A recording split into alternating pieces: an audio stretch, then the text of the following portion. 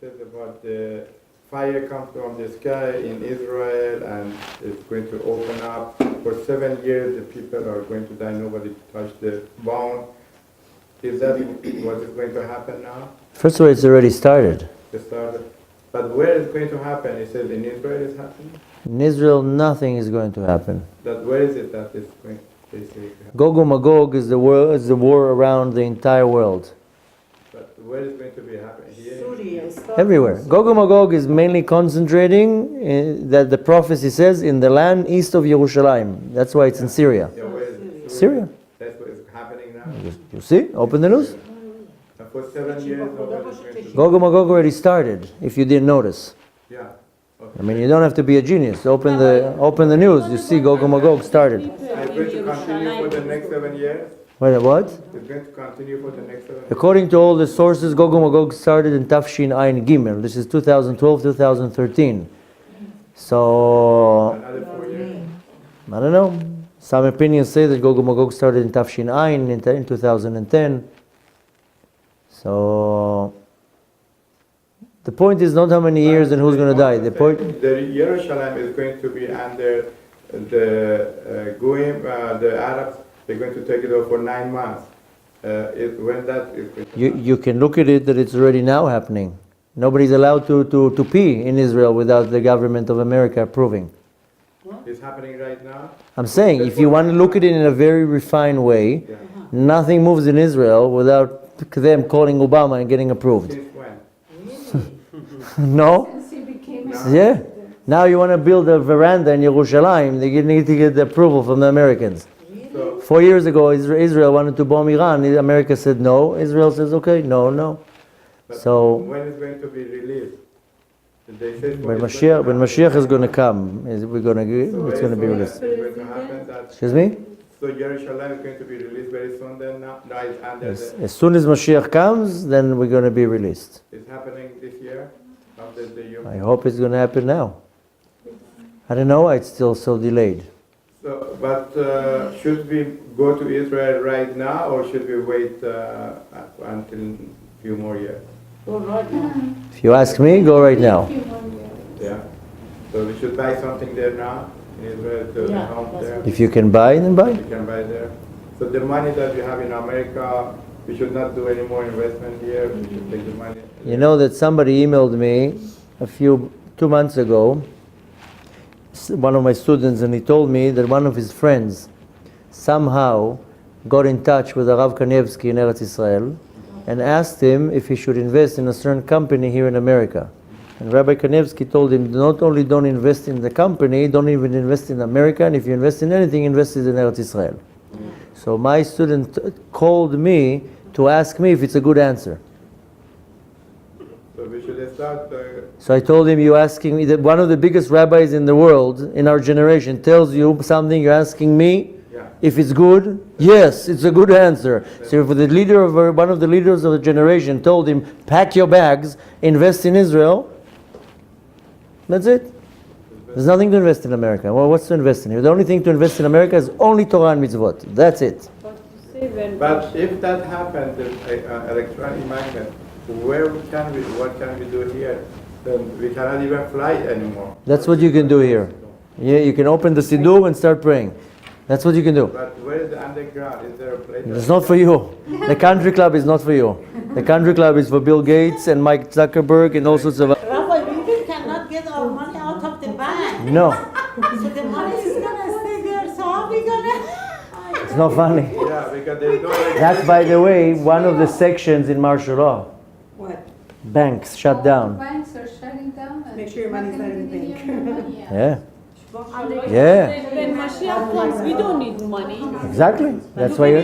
No, that's why you need Torah and mitzvot. You don't need land, real estate. That's why smart people... You know what smart people do now? I have a guy who he's not so wealthy, but he has money. And he told me the same thing. What should I do? I see what's going on. I have a little bit of money. I told him, take everything you have, liquidate it, sell everything, take the money, go to Eretz Israel, sit in a yeshiva, and all the money that you have, you invest in this yeshiva, and this yeshiva, and that yeshiva, and this synagogue, and this synagogue. Keep yourself money to live, and learn Torah all day long. And he took my advice. He sold everything that he has. He moved to Israel with his wife, with his kids. He has enough money. He told me, for how long do I need reserves? I told him, keep reserves for about 2 years. And the rest, you invest in yeshivot. He could make money by And investing in yeshiva. The investment to the world to come, into the time of Mashiach. Because she said something very smart. When Mashiach is going to come, money is not going to have any value. In 1 second, Mashiach comes, money is going to be toilet paper. There's not going to be value to money. Also, the young girls are going to get married with their soulmates. Yeah, that's the easy thing. Yeah, everything. Easy marriage. Everything will be, Mashiach is going to fix everything. He has But a the, question. yeah, I know. But the point is that now, people who are constantly fixated on the money, it's a waste of time. People who are smart now, they take all the money that they have. Because the Mashiach is coming in a month, your money is going to be worth 0. And you could have taken these millions and build yeshivot and buy sifrei Torah and feed poor people. It says in the Gemara, "הרוצה להינצל מחבלי משיח יתעסק בתורה ובמילות חסדים." A person, I always put that translation, a person who wants to be saved from the חבלי Mashiach, from the labor, the pain of the coming of Mashiach, will be constantly busy with Torah, mitzvot, and charitable acts. So a smart person now takes all his money and puts it into charity. Why? Because that's what he's going to get back when Mashiach is going to come. That's the investment. The charity in America Bill- or the charity in Excuse me? The charity in America? Israel. or The in what? Israel? The charity in America. Charity. Charity is charity. It doesn't matter what. Helping a poor person, even if he's on the moon, he's still poor. Yeah, opening a temple here. You do charity is charity. You help a person that is poor. You help a family that is poor. You build a yeshiva. You buy sifrei Torah. Charity, Anywhere. charity is anywhere. And you buy dividends. You put also charity in Eretz Israel. You buy yeshivot in Eretz Israel.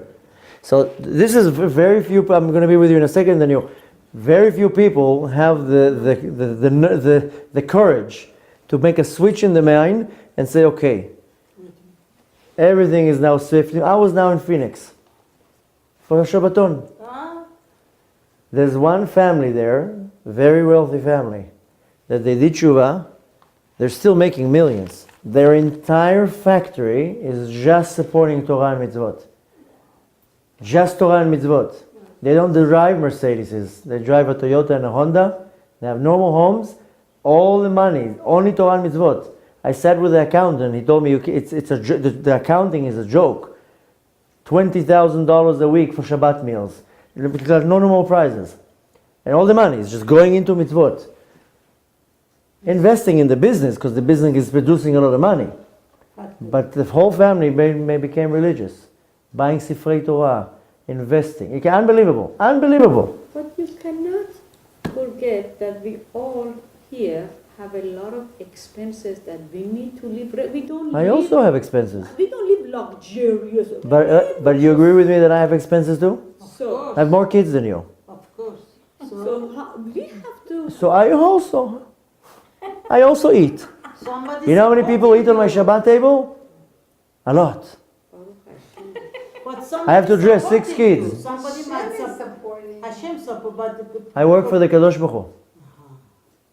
I'm on the payroll of the Kadosh Baruch Hu. I also have expenses. I'm not joking with anyone. I'm not making fun. Yeah. I also have a house, and I need a car, Mortgage. and I have kids, and they need to eat, and they need to get dressed. It's not easy to live in Israel. I work for the Kadosh Baruch Hu. No, don't say Lashon Hara in Israel. It's not true.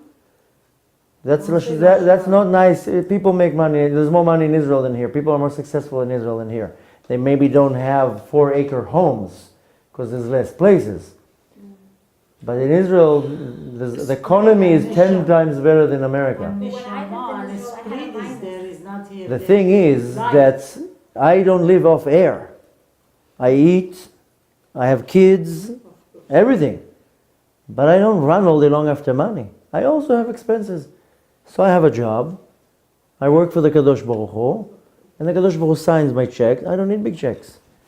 You know what? When you work for the Kadosh Baruch Hu, half your bills are paid. I'm going to tell you one story regarding that, and I know you have a question. Last year, we came here. You remember, we lived here in Los Angeles.